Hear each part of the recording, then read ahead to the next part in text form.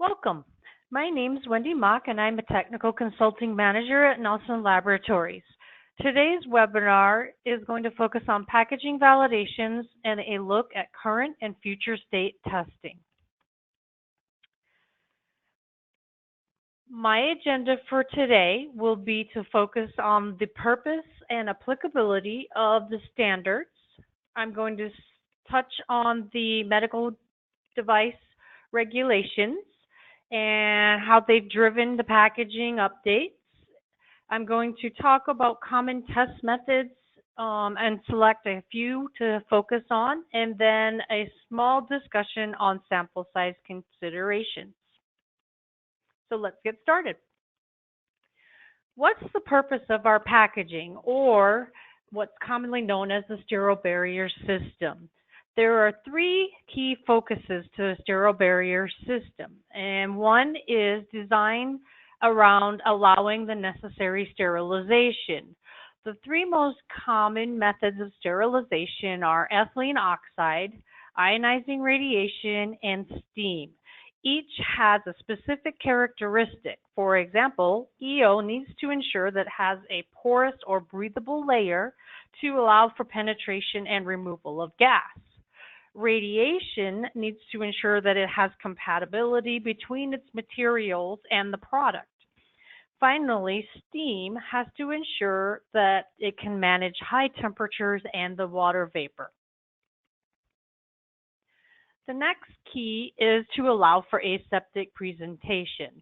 Ensuring that the contents of the sterile barrier system are to be dispensed without being contaminated has become a new focus with the introduction of new sections in the revised standards. Finally, ensuring that the packaging material provides an acceptable microbial barrier. This has become a key focus with the revision of the documents and has become a much more significant topic. And we will talk a little bit about that as we get into it. So let's take a look at the current standards first. These are the majority of the standards that regulate the packaging industry. The first one is the FDA document, and it states that each manufacturer shall ensure that device packaging and shipping containers are designed and constructed to protect the device. How do we do that? We do that by following the ANSI/AMI ISO 11607 documents. There is part 1 and part 2. Part 1 is really steered around medical device manufacturers and establishing the requirements for these materials and how to do the packaging as far as what testing and those kinds of things. Part 2 is specifically for the requirements of forming, sealing, and packaging. TIR 22 is a guidance document for ANSI, AMI, and ISO. It goes into detail around how to implement those documents. And then not to be outdone, because packaging is really run by a lot of engineers, there is a third document that goes in and provides additional guidance that includes healthcare facilities. The great thing about this document, which is 16775, is that it has a lot of information at the end that provides examples of things that they like to see. For example, if you're doing a sealer validation, there are forms of information that maybe you would like to consider capturing as part of that process. Finally, there is EN 868. Parts 2 through 10 are specific to different packaging materials, and then part 1 has been harmonized with the ISO 11607. So these are the documents that are mainly driven around establishing sterile barrier systems and how to prove the integrity of each package configuration. Let's look at the MDRs. Recently, there was a significant change from the MDD to the MDRs, and there have been some changes that influence the packaging industry. The key note to this is that effective May 2020, the regulations will be implemented and there is no grandfathering clause. All medical device companies will need to comply with the regulations. One of the changes is regarding the definition of a medical device, and that it states products specifically intended for the cleaning, disinfection, or sterilization shall be deemed to be a medical device. And when you look at the specific definition, packaging is considered to be an accessory to a medical device and thereby will be governed by the MDRs. Recently, ISO 11607 was updated. It published in February of 2019, and the revisions brought alignment between the MDR regulations and the packaging industry. The US version has not been published currently as of June 2019, but should be following very shortly.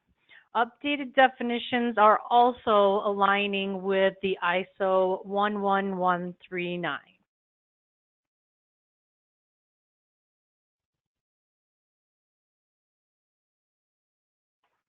I'm going to focus on a couple changes that are highlighted by the MDR. And the first one is specific to design and eliminating risk to the patient. It should allow for easy handling and minimization of contamination.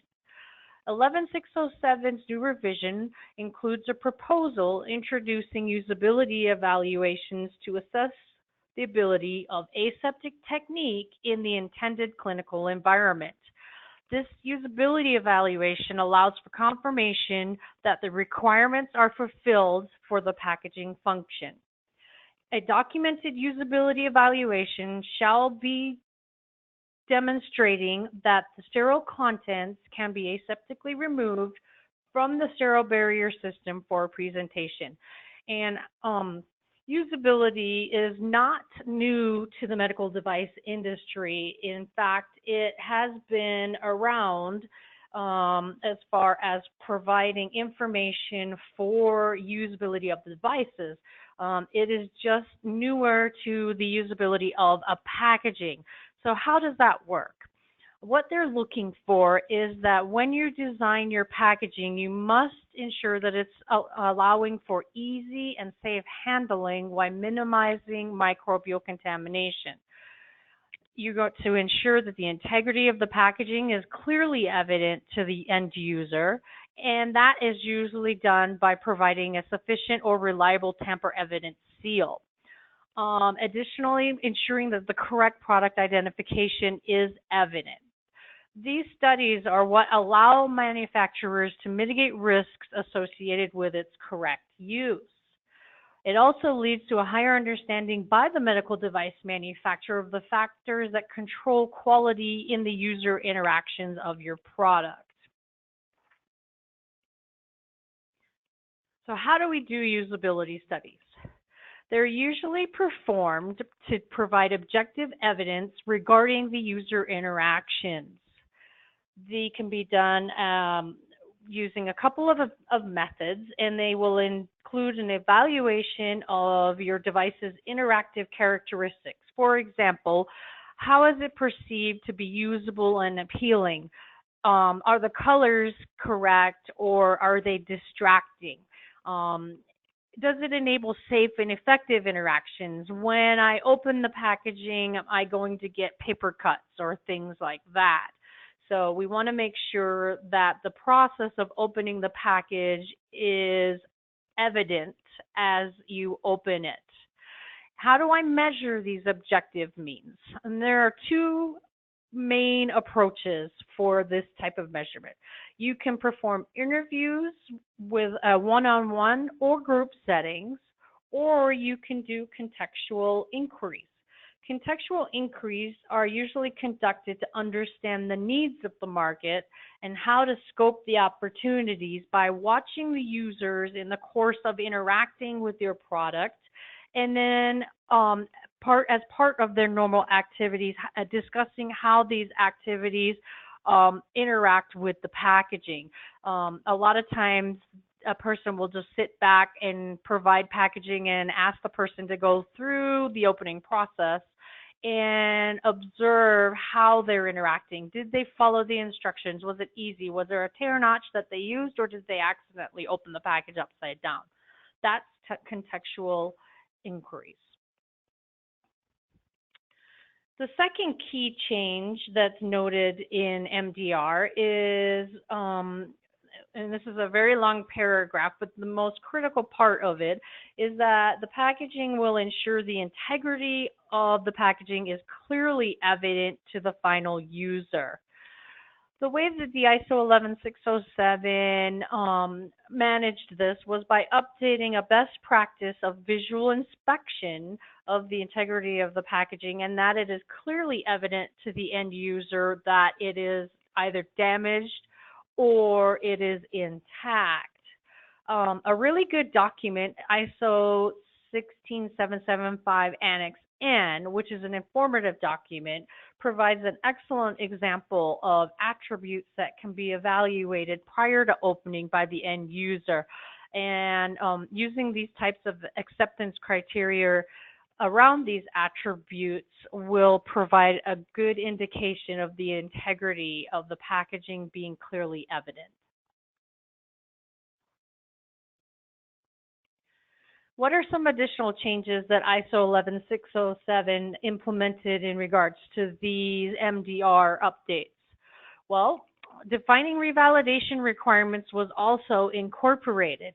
These include any changes to the original validation parameters or the integrity of the SVA, not limited to material design and sterilization.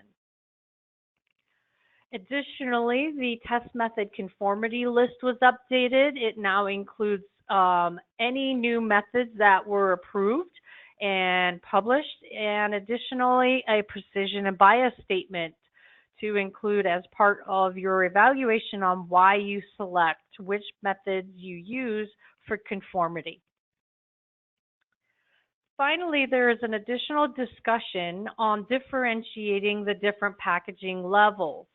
The discussion is currently revolving around the development of a symbol that identifies what distinguishes protective packaging from a sterile barrier system from a holding pouch that may be inside the sterile barrier system. So although nothing has been finalized at this point, there is a good guidance in there that has a great discussion on how to differentiate these different levels, which goes back to tying again into the usability of the packaging. Ensuring that the end user knows exactly where the sterile barrier is going to be a critical component on the labeling moving forward. Let's jump into the basic packaging validation plan. This is the plan that Nelson Laboratories follows. It is a life cycle approach and mimics the most common manufacturing product cycle that is used by medical devices. That's not to say that this is an end of all ends. There are always issues with this is not how people use our product, or there are different cycles, but this is just a common approach. Our recommendation is to do ship testing prior to any testing, and that is just to help with design issues early. Take a package, possibly even prototyped, and send it to a facility or somewhere and have it come back. Take a look at that product package design interaction. Is there any issues at that point? Because the last thing you want to do is get all the way through sterilization validations and then start your packaging validations and find out that the device, for example, if it's in a tray, wasn't maintained in its snap fit locations, and then poked out the sterile barrier, which would then, depending on the type of design changes, could impact the sterilization validation and affect your marketing release time. So mitigating design issues by doing these feasibility ship testing first. when you figured out that prototype, it's time to start working on what your sample size is going to be. And ensuring that you have a statistically valid sample size is a key component of the standard methods. So much that I'm going to discuss that in detail here shortly. So after you've determined your sample size determination, we're going to perform baseline testing. So after you've done your initial ship testing hazards, you're going to evaluate strength, integrity, and microbial barrier at your baseline. The point of this is to verify that if you ship your product immediately after manufacture and sterilization, the product has demonstrated a sterile barrier before being used as part of the medical device. The last thing you want is to have it reach the customer and then there be holes in the barriers. So performing baseline testing will ensure this quick process of ship and use is adequate. The next point is going to be after accelerated aging or real-time aging. The accelerated aging is designed to get product to market faster. You don't have 5 years to get your technology to our patients, and by the time 5 years of real time goes by, most technologies are obsolete. So the use of optional accelerated aging is an approved method. It uses an Arrhenius equation that accelerates the amount of time for you to evaluate the effects of time on your product and packaging. Normally, we would repeat the 3 tests of strength, integrity, and microbial barrier at these accelerated aging time points. If the company is risk averse, there will usually be an interim time point that is evaluated. And then the final time point that actually confirms the market data is your real time. Okay, so what are those 3 tests that evaluate strength, integrity, and microbial barrier? I have a chart here that demonstrates the most common test methods that are used to meet the requirements. In the seal strength, dye migration, and F1608, I have those highlighted because I'm going to show you more information specifically around these. In the interest of time, I've limited it to those 3. But each of these tests in each category will meet the requirements and are outlined and regulated in the ISO and the ASTM test methods. Let's talk about strength first. I'm going to address the seal strength because it's one of the most common methods. This is what a seal strength coupon looks like. It's normally 1 inch across and has 2 legs. Each leg goes into the tensile tester. The most rigid material will go in the mobile grips, and then the most flexible will stay in the stationary grips. It is important to identify which material goes in which grips because they can have an effect. If you're doing a comparison of data and you find that there's a discrepancy between the results, it could be possible that the material was flipped in the tensile tester. So take a look at that if you have data that's skewed. There are 3 techniques that are listed as part of the ASTM standards. The first is the 90-degree unsupported. This is the most conservative value and usually offers the lowest seal strength value. The way that it works is the tail is free floating as the grips are pulled apart.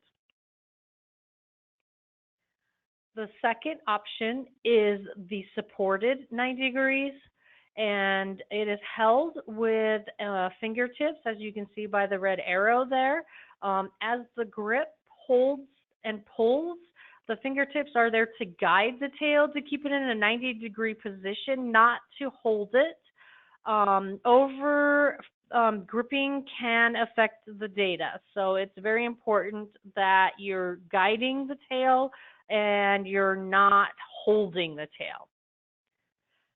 The third option is the 180 degree supported. You were using a backing plate here to assist keeping the tail in the position. The values on these types of pulls are significantly higher because if you look at the way that the pull angle is going, it's 180 degrees up versus 90 degrees pulling out. So, okay, so those are the three options that you will need to decide which is appropriate for your seal peel test. That can be determined by what types of materials you're using, whether trays are part of your packaging. There's all sorts of factors that go into deciding how to pick the right method. But what happens after you get seal peel failures? The pictures here I have demonstrate an example of oversealing. You can see on the right that there are holes in the actual seal.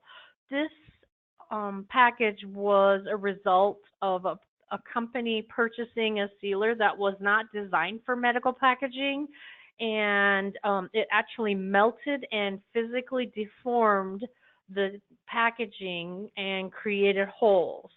So ensuring that you have the right equipment, the right temperatures is critical to ensuring that you have the right seal. Here's an example of delamination.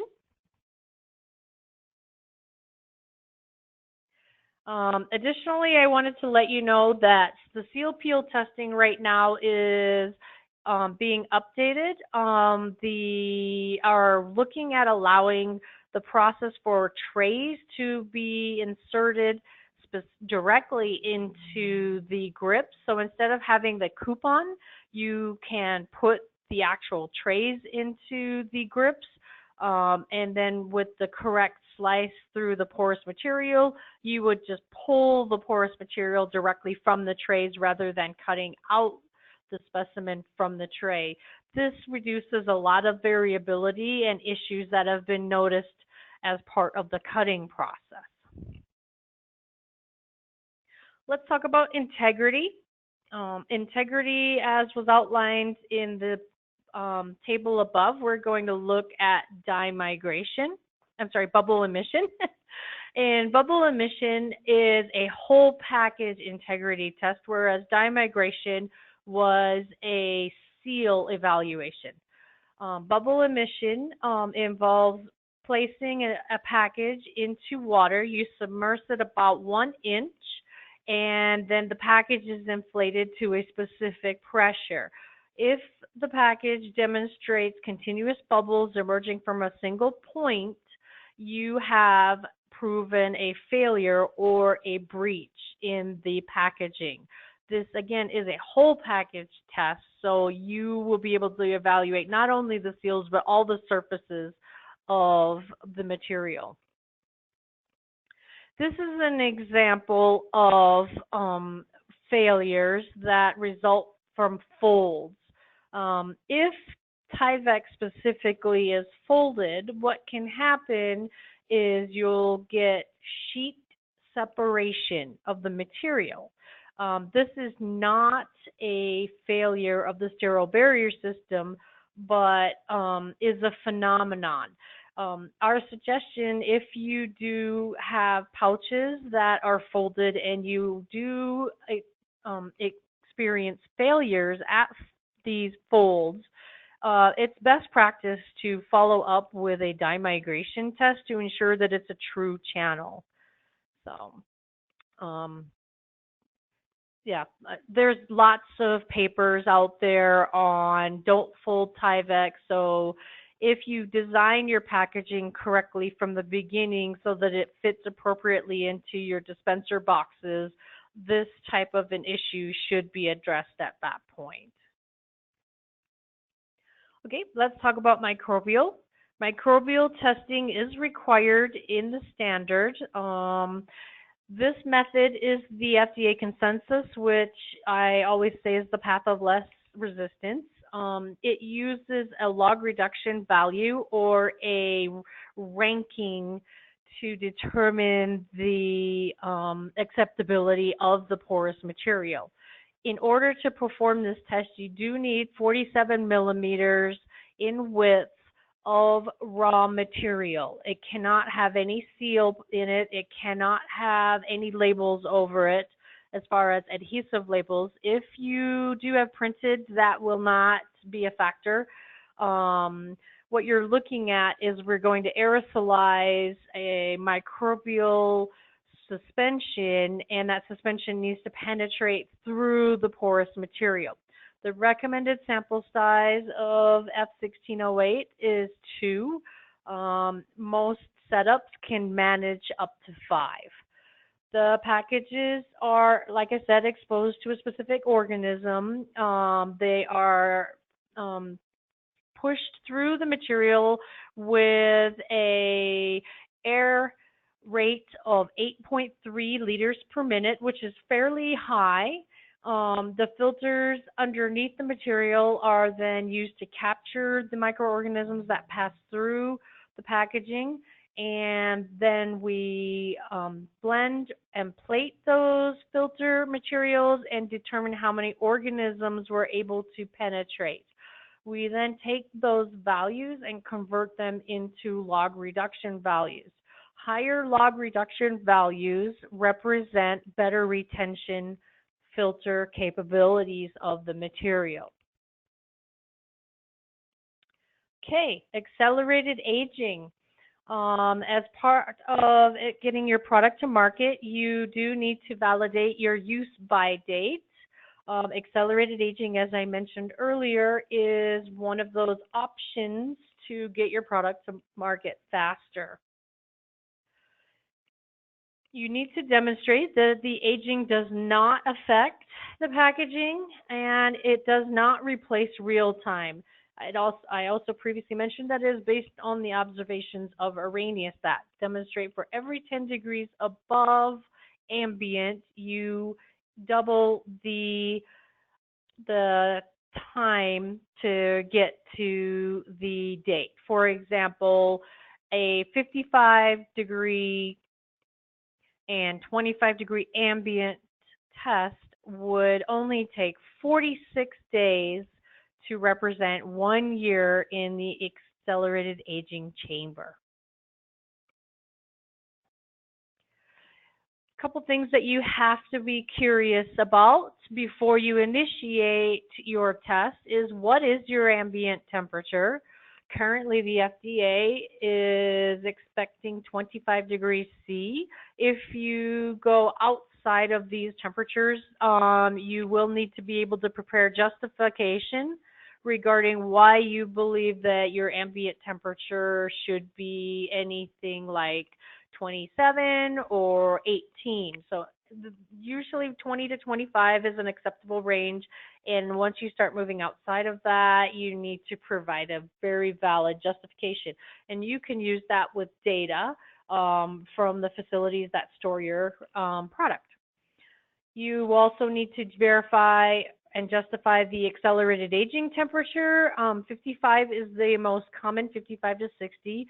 If you go above 60, ensuring that your thermal glass transition point is well above the aging temperature. So if your TG is, let's say, 95 C, you don't want to get within 10 or 15 degrees of that, because what happens is things start melting and you don't have anything to evaluate. As far as relative humidity, currently the ASTM does not address relative humidity as part of the accelerated aging process. There is a standard out there, work group that is currently looking at reevaluating that. The next question that I have is, would I perform this testing with or without product? The presence of a device can affect the package performance.